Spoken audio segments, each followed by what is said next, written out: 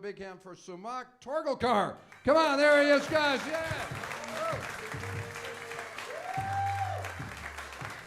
Another round of applause for Fraser. So I used to live in a very diverse neighborhood in Columbus, Ohio, and one morning, just going to my local coffee shop, I'm standing in line, and this older white gentleman comes up behind me. He points at the white cashier and he says to me, "Oh, she'll speak English." I was like, "What?" He goes, "Most of the employees here can't speak English." Like, bold move to say to some random brown guy you're standing in line with, but okay. Like, it's 7 a.m. All I want's my cup of coffee right now, you know? I don't want to have to deal with this guy. But I was this close to taking that cup of coffee and throwing it into his face. Here's a side fact. If you take a cup of coffee and throw it into an old racist face, it gives you way more energy than drinking the cup of coffee. It really pumps you up. Sure, there's a lawsuit that's going to happen down the line, but hey, coffee's about living in the now, right? So, catfish is a verb now. Catfish is a verb. You're on social media, you notice a person whose photo you're attracted to, you send them a message, a conversation develops, a relationship develops, then you go to meet that person, they're not the person in that photo. You got catfished. So now that we're just making up words associated with fish, I made up my own word called tilapia. So you're on social media, you notice a person whose photo you're attracted to, you send them a message, a conversation develops, a relationship develops, then you go to meet them, they're not the person in that photo. But then you say, I'll have sex with you anyway. Oh, you catfished me? I just tilapia'd you.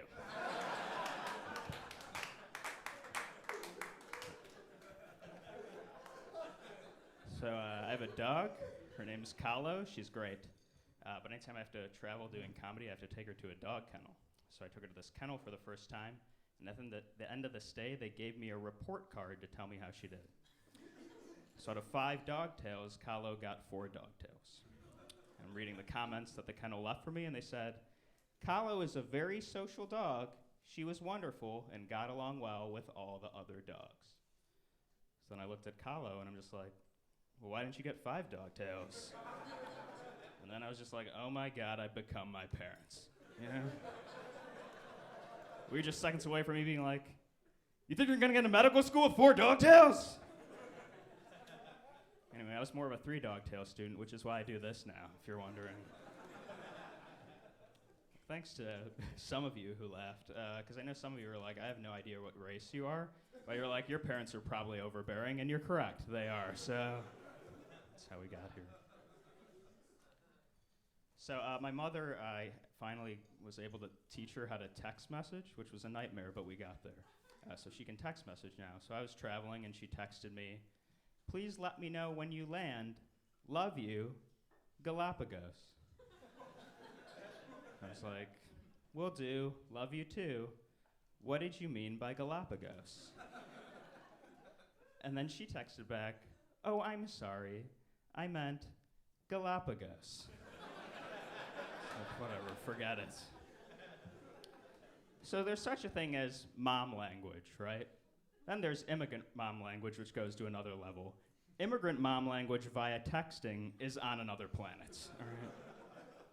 Out of nowhere, my mom just texts me, "Green Monday, great sales, Banana Republic, etc., ABC News." So to translate for all of you, ABC News is reporting that today is Green Monday. There's a lot of great sales today, including at Banana Republic, which you love Banana Republic, which is correct. I love Banana Republic. So it was a very loving text from my mother. It was great. So I texted her, "Thank you," and then she texted back, "You're welcome, Lord Ganesh."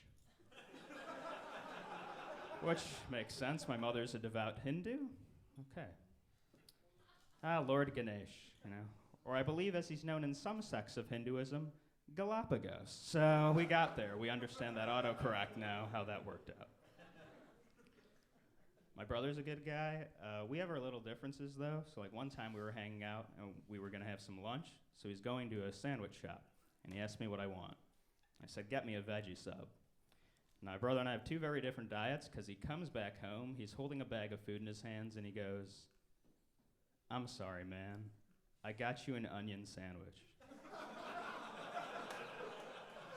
It's like, what does that mean? So basically, my brother thought when you order a veggie sub that it comes with a base of vegetables, and whatever they were asking him were additional vegetables on the sub. And that's not the case. So here's how that order went. Lettuce? No.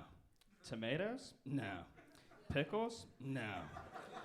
Onions? Oh, Sumukh likes onions. Jalapeno peppers? No. Banana peppers? No. Dressings? Absolutely not. And that was my brother's veggie sub. So then we're sitting down to lunch, and apparently it doesn't dawn upon him how angry I am about this situation. Because he says to me, "How's your onion sandwich?" I'm like, please stop calling it an onion sandwich. That's not a thing. You just put together two things that had never been put together in the history of food and presented it to me as a meal. Now, my brother apologized. He's still a good guy. You know? But there's another person at fault here, and that's the employee at the sandwich shop who grabbed a giant piece of bread, put a bunch of onions on it, looked at it, and said, "Yeah, a human being would pay $6 for this," and then slid it on through the grill.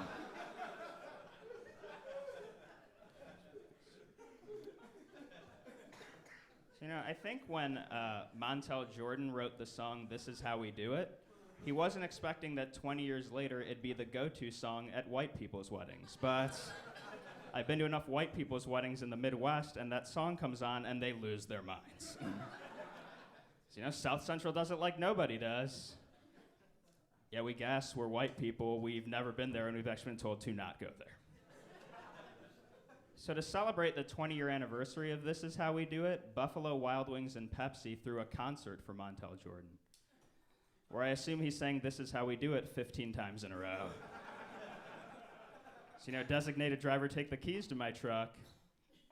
I'm all messed up on Buffalo Wild Wings and Pepsi. I think that's what the song was about. Look, the hell with all of you. I did that joke in front of an entire black audience in Charlotte, North Carolina. The joke has never done better, all right? I left the stage and the DJ played This Is How We Do It. I was like, I quit comedy now. It's not gonna get better than that. So I mentioned catfishing earlier. At this point with Facebook, I just can't deal with it anymore. Here's where I lost it. I had a friend from college on Facebook who was Palestinian American. And one morning, he just posted on Facebook, "It's time for us to get rid of the Jews from our state."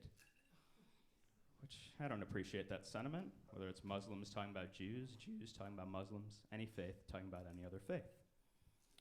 So then 6 hours pass, and it pops up in my news feed that he is now engaged. What happened here? Like, you're the dude in the situation. You knew that you were going to propose to your girlfriend that day. So you woke up that morning and were like, this is the most important day of my life. Why don't I just shoot some anti-Semitism out into the world? And then all these people start commenting like, congratulations, so happy for you. Totally not acknowledging what happened 6 hours earlier. So I just commented, congratulations, hope she hates Jews too. And then I clicked unfriend. That's how we have to handle it.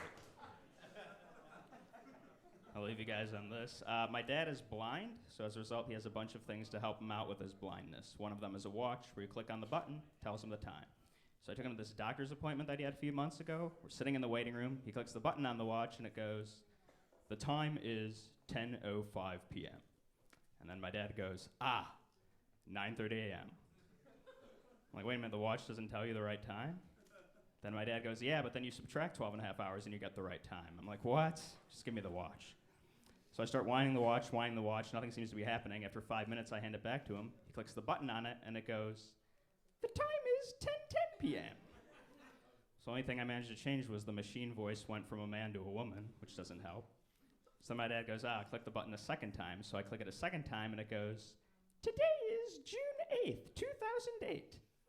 I'm like, what? This is years off. So I go to my dad, so what? Tomorrow's going to be June 9th, 2008?